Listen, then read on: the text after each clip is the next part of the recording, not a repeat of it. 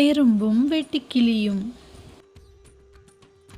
ஒரு ஊரில் மே மாதம் எறும்புகள் எல்லாம் ரொம்பவே சுறுசுறுப்பாக வேலை பார்த்துட்டு இருந்தது. வெயில் ரொம்பவே பயங்கரமாக இருந்தால் கூட எறும்புகள் உணவை சேகரிச்சுக்கிட்டே இருந்தது.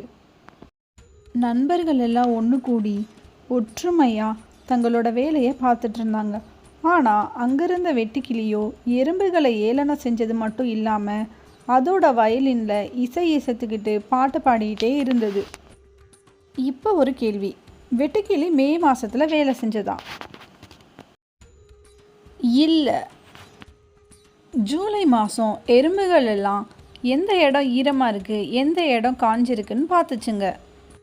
அப்பையும் கூட வெட்டுக்கிளி பறந்துட்டே ஜாலியாக இருக்க தான் நினச்சது. எந்த வேலையும் செய்யவே இல்லை.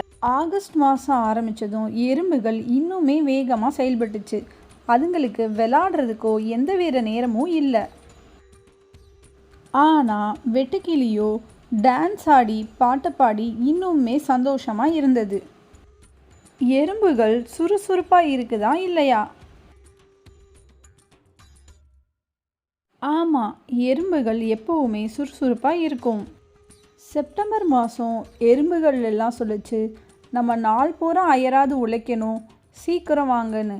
ஆனால் வெட்டுக்கிளியோ அதோட நாட்களை பூரா பாட்டு பாடியே கழிச்சது. யார் சொல்கிறதையும் கேட்கல. அக்டோபர் மாதம் புயல் ஆரம்பித்தது.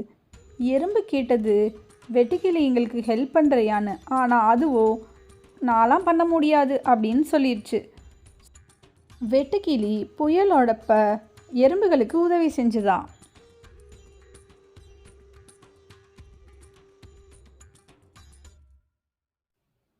இல்லை, அது உதவி செய்யவே இல்லை. நவம்பர் மாதம் வந்ததும் எறும்புகள் அவங்களுக்கு தேவையான எல்லா உணவையும் வேக வேகமாக சேகரிச்சிச்சு. ஆனால் வெட்டுக்கிளியோ வழக்கம் போல் டான்ஸ் பாட்டுன்னு இருந்தது. அதிகமாக உணவுகளை சேமித்தது யார்?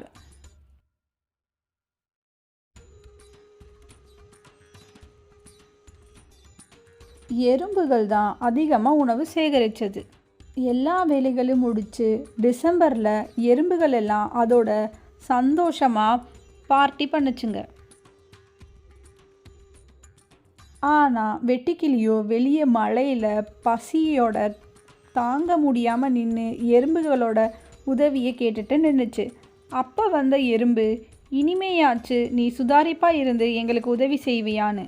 வெட்டுக்கிளியும் மன்னிப்பு கேட்டு, இனிமே நானும் கோடை காலத்திலேயே குளிர்காலத்துக்கான உணவுகளை சேமிப்பேன்னு சொல்லிச்சு. எறும்புகளும் மன்னிச்சு வெட்டுக்கிளியை உள்ளே கூப்பிட்டு அதுக்கும் சாப்பாடுகள் கொடுத்து எல்லாரும் சந்தோஷமாக விருந்த அனுபவிச்சாங்க. வருமுன் காப்பதே சிறந்தது.